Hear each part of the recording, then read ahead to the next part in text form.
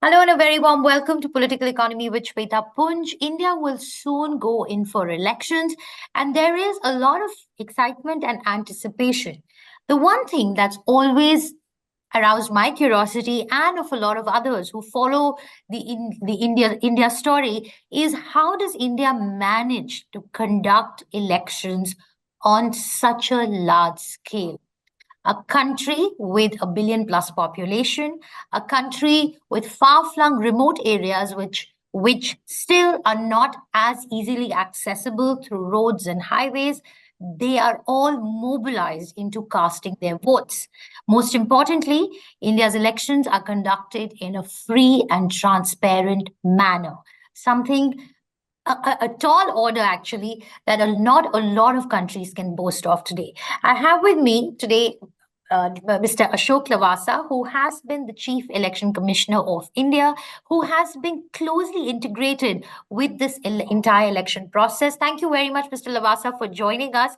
I'm looking forward to really getting a deep insight into how do you all plan these elections? There's so many things that you have to look at, whether it's the logistics of it or the fact that the election needs to be conducted in a very transparent manner. So first things first, how long before the election, the polling happens, how long before do you start really preparing for the process? Thank you, Shweta, for having me over. And if I may just make a little correction, I was election commissioner, not the chief election commissioner. Okay, apologies. So Yeah. that's just for the sake of putting the record straight. Although, as you know, that the election commissioners, all of them are on an equal footing. So in terms of involvement in conducting the elections and understanding the affairs of the organization, we are all there. So to your question on how far before the elections do we start preparing? So I guess the preparation time for a general election, the kind of which is impending in 2024, and a state assembly election that is also conducted by the Election Commission, the clock starts ticking at different points in time. So for a general election, it might be a revelation to you and to your viewers that Election Commission has a calendar of every milestone that it must cross and achieve before the D date. And this calendar could go back as far back as 365 days. So there is meticulous planning on all fronts, different aspects of that go into the organization of elections are mapped. And if I may use, there is some kind of a panchang which is created, where every activity is dotted. The responsibility of the person who has to conduct that activity is marked. And that's how the whole thing is monitored, and you reach a situation where you become prepared. Well, the fortunate thing is that generally, in a general election, the rough timeline is known. So it helps in planning when there is no midterm election. So that way there is a little bit of predictability, and that goes into supporting your ability to do a rational planning. Interesting. For instance, we have general elections coming up most likely in May. So the Election Commission would have started work on this since mid 2024 or even before that. You mean mid 2023? Sorry, mid 2023. Yes. Yeah. So you see, there are two different dimensions of conducting the elections. One is something which happens day in and day out, which is the maintenance and updating of the electoral rolls. And as you know, the electoral rolls are the heart of the process, because unless you have robust, clean, updated electoral roll, then the voter's right don't get enshrined in your documents. So one aspect is the preparation of electoral rolls, which keeps happening day in and day out. Now, as you know, that earlier the cutoff date was only 1st of January of the year in which the elections would be held. But now the Parliament has legislated that there are four cutoff dates. So any new voter who's eligible on the 1st of January and then every quarter, he Mhm. is entitled to become a voter and entitled that his name gets into the electoral roll. Hmm. Otherwise, the previous dispensation was that, for example, those attaining the age of 18 Hmm. after 1st of January this year would Hmm. not be eligible to cast their vote. Hmm. So now that system of updating has become a little more rational. So Mhm. that is one aspect, the preparation of electoral rolls. And the way you make these rolls, the draft rolls public, you invite objections, and then you again do deletions and addition till virtually a few days before the poll date. So that is one aspect. The other aspect is planning the logistics. And there, it would be interesting for you to know, Shweta, that, for example, in the 2019 elections, there were more than 1 million polling stations which were established for casting votes. Wow. And we were catering to a voter strength, elector strength of 910 million voters. So that is the magnitude of the exercise which the Election Commission of India conducts. Hmm. And when you look back in time, you find that when the first elections were conducted in 1951, we had a voter base of about 170 million, Gosh. 17 crores. Hmm. And uh, the number of polling stations which were established were just about 100,000. And the voting went on for about 4 months because the times were such, logistics were different, and now, of course, things have changed. Mhm. So the Election Commission does all this preparation before it actually gets to finalizing the schedule for polling. Wow. So, what are the things that you keep in mind when you decide on the number of polling booths that you need? And what are the basics that go into a polling booth? The must haves. So there are various factors which determine the establishment of polling stations. There are some cardinal principles that Election Commission follows. Generally, it is felt that you shouldn't have more than 1,000 voters per polling booth. Okay.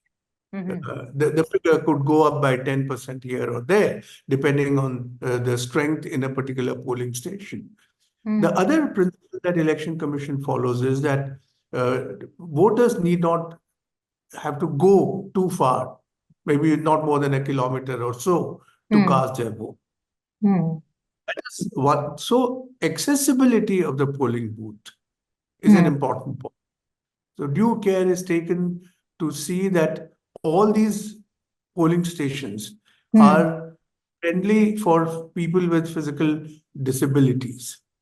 So the PWD voters constitute a very important segment as far as the planning is concerned. Every polling station must have facilities for uh, getting into the polling station if you are physically challenged. So that is what we keep in mind. And then the polling station has to be in a public building. It generally is never set up in any private building. Sure. Mm-hmm. Yeah, that is another thing. We Mm. also make sure that to the extent possible, you have polling stations at the ground level so that there is adequate space for election, the candidates and their agents to establish their booths outside the polling station. Mm. There is a way in which people can get in to the polling station. They can form queues. There is Mm. facilities for drinking water, etc. So all that is taken into account. And you also know that there is a proper process of verifying the identity of voters before they get into the polling station. So you must have space where this can be done. All these are taken into account before we finalize the location of polling stations. And it is not as if that these locations are not known. The locations are known, they're publicized, so that if anybody has any objection to the setting up of a polling station, he or she could object, political parties can give their view, and then the final list is made.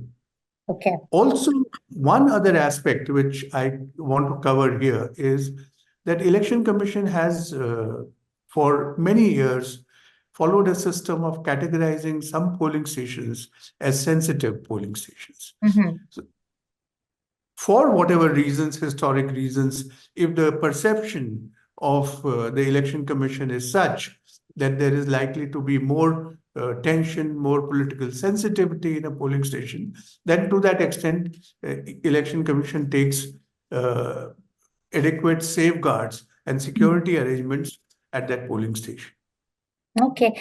So, I want to go back to one of the points you'd made earlier, that there's a list of tasks that's demarcated for every for an individual or for a department. So how many departments are involved in this whole exercise, and what are the kind of tasks that are there on your to-do list before conducting the elections?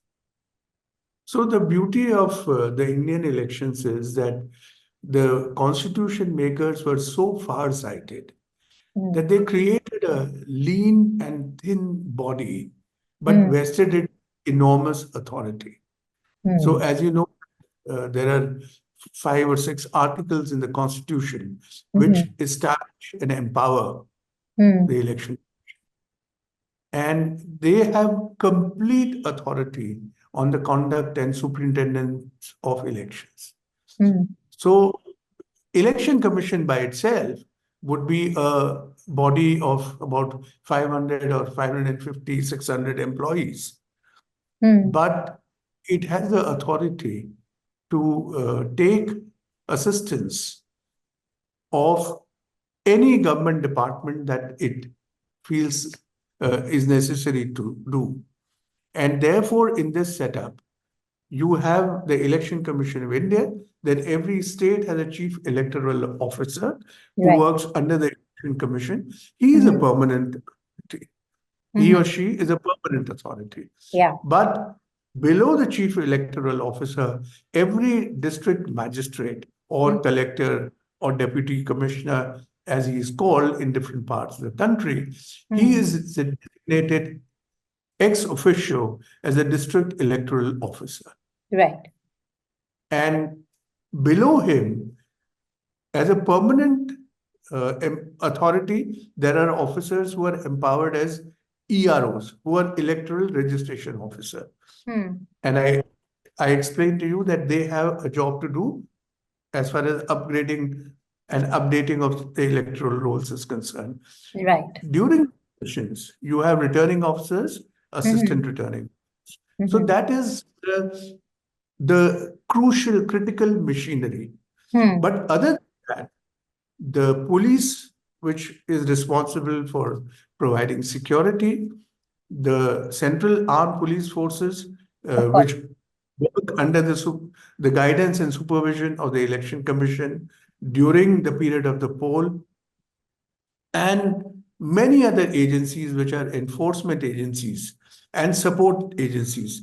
They work with the Election Commission for doing all the planning.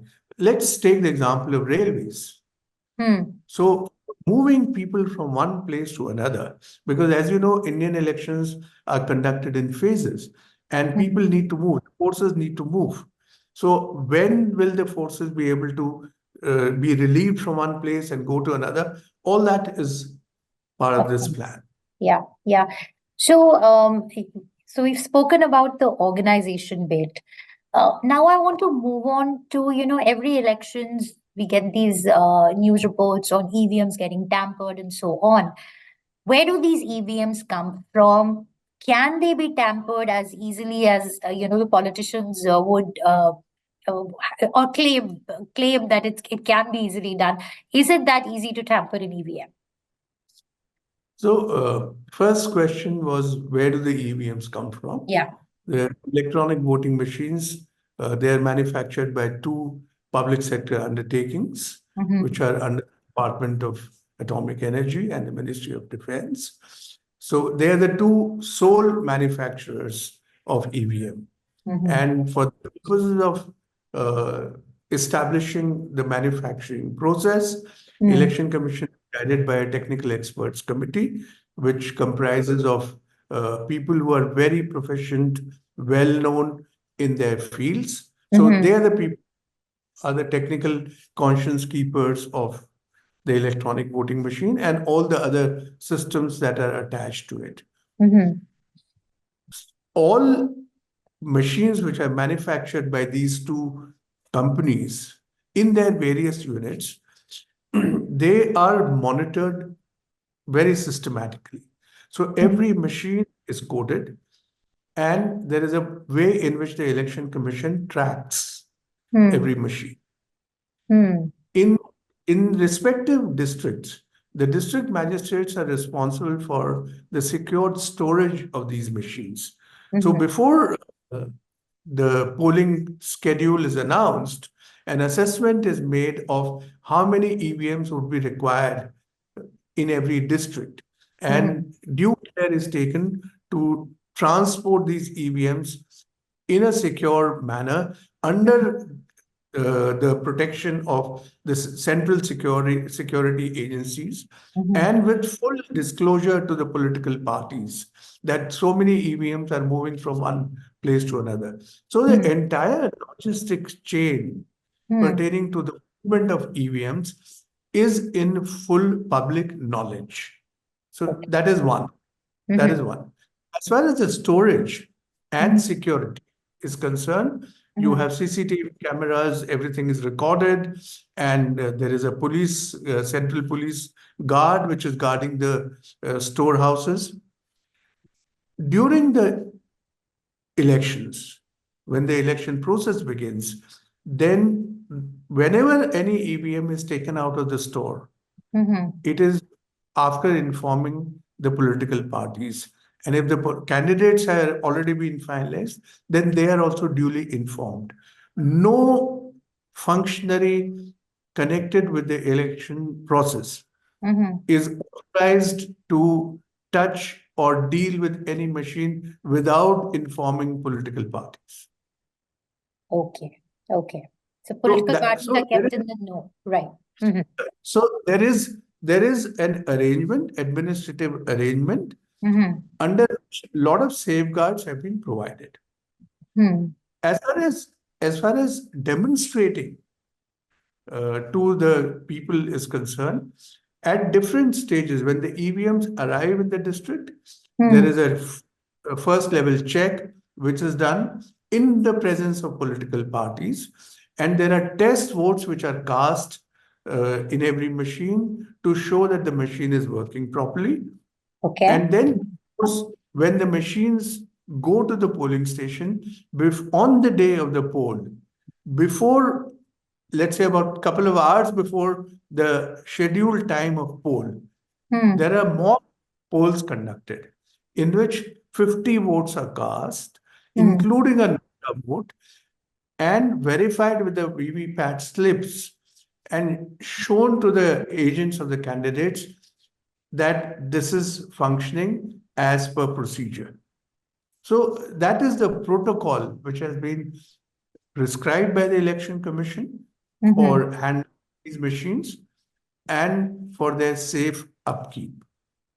Okay. So when during elections or after elections, when we hear allegations that EVMs have been tampered with, are political parties making those claims on the basis of some evidence, or are they making it because it's just political rhetoric? No, sometimes what happens is that there are misgivings which happen, or there would be some error made by somebody by way of carrying a machine not following the due procedure. So whenever any such incident is noticed, it gets publicity, and it is not as if that in a machinery, in an election process, which involves about 13 to 14 million people, who are involved in this process of conducting the elections. So there could be lapses on the part of Mhm. these individuals. And these lapses, whenever they are reported, Election Commission has a system of responding very quickly and taking remedial action. I Mhm. think the effort on the part of the Election Commission is that it should be swift in Mhm. responding, but it should also be very sure. It needs to investigate into any allegation properly before it responds and comes up with its own version of what Mhm. it thinks the truth is. So I don't say that there are no complaints. There could be complaints, but Sure. all that I'm saying is that there is a system of addressing these complaints. So 13 to 14 million people are involved in conducting elections. That's just a mind-boggling number. And how many EVMs? How many EVMs are deployed? Say in 2019, how many EVMs were deployed? And do we see the number of EVMs getting deployed going up with every successive election? Oh, that's a good question. I would not want to hazard a guess, but Mhm. I suppose there would be 3, 4 million EVMs. 3, 4 million EVMs. Okay. Okay. So we have been talking about this one nation, one election. Logistically speaking and practically speaking, how doable is that? Just purely from an organizational aspect. I think Election Commission has already put forward its views and its requirements in terms of managing a one nation, one election arrangement. And it is obvious that the number of personnel involved will go up because you will be having elections both to the state assemblies and the parliament at the same time. Right. The number of polling personnel, the number of machines, all that will go up. So Mhm. I don't have the exact Sure. figures which election commissioners put Mhm. forth, but it is quite clear that it will, at one point, the Mhm. requirement will go up, and obviously the obsolescence of these machines and their replacement will accordingly be influenced. Mhm. Okay. In terms of cost, Mr. Lavasa, how much does it cost to conduct an election, a general election? I think the figure for 2019 uh, was probably it costs close to 100 rupees per elector. Okay. So if you had 910 electors, Mm-hmm. the expenditure incurred by the government would be close to 9 to 10,000 crores. Because you see, this expenditure happens at different levels. Mm-hmm. So the official figures uh, I don't have right now, but that is the uh, number that I have read in number of places. That if you put together the government expense in conducting a general election, then Hmm. it's to the order of about 100 rupees per voter, per elector. Mm-hmm. Per voter. That's per electors No, per voter. no, there is a difference. An elector is a person who is Mm-hmm. enrolled. Ah, A voter who's is a enrolled? person who casts his vote. Sure. So Okay. you have, let's say in the last election, the voting percentage was somewhere close to 68%. Mm-hmm. So you can make your numbers out of so many 94 crore people, Mm-hmm. 68% cast their vote. So that would be the number of votes. Ah, okay, okay. So, we have elections coming now in 2024, in the summer of 2024. Any, any lessons that India can learn from across the world, or any lessons India can offer to other countries in the way it plans for elections and executes them?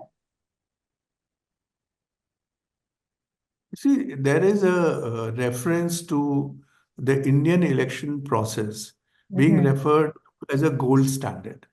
Mm-hmm. Because the kind of planning which goes into conducting this election And clearly, there is no other parallel in the world when you have this scale and size of the election. Hmm. That's true.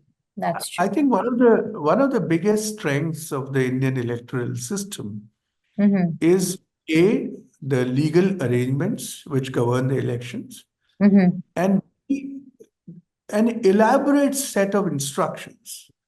So if you were to look at some of the most uh, systematized Mm-hmm. operations in the world, Hmm. or some of the industries which have a very elaborate and detailed standard operating procedure. I mean, Hmm. take the airlines, for example. Yeah. Airline has an SOP for everything. Right. Right. Similarly, Indian election system has a very comprehensive standard operating procedure. Every conceivable eventuality has Hmm. been imagined and a procedure prescribed for that.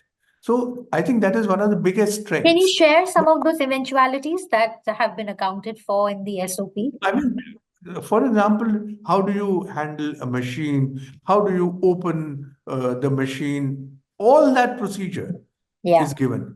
Hmm. How do you set up a polling station? What should be the size of the ramp which should be made for PWDs? So everything is laid out in the manual of election procedure. Election expenditure, how do Hmm. you monitor violations? So all those things are laid out. Hmm. And what I'm saying is that this is followed by a very organized training program. So Okay. the entire machinery which is involved Hmm. has to go through repeated training so that they are not only updated, but they keep Mhm. refreshing their knowledge of the procedure that they're eventually supposed to follow. So I think these three things are the vitals of the Hmm. Indian electoral machinery. And who conducts this training? This is also done internally by the EC. Yeah, it is done by the Election Commission of India and an institute which they have set up called the Triple IDM. Okay. That institute is primarily responsible for conducting the training.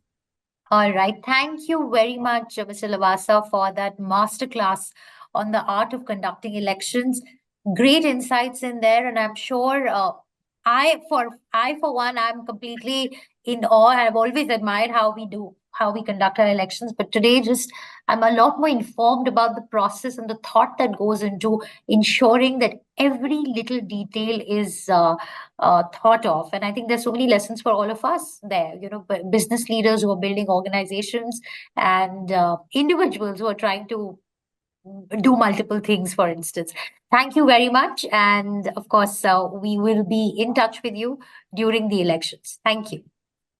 Thank you very much, Shweta. And I just want to end by saying that the citizens of India should try and know as much as possible about how elections are conducted and Absolutely. what kind of planning, what rights do they have, what responsibilities they have in the conduct of elections. Maybe we'll do a Thank you. part two on this one, the rights and responsibilities. All right. Okay. Thank you so much, sir. Thank you. Thank you. Bye bye. Thank Bye. you.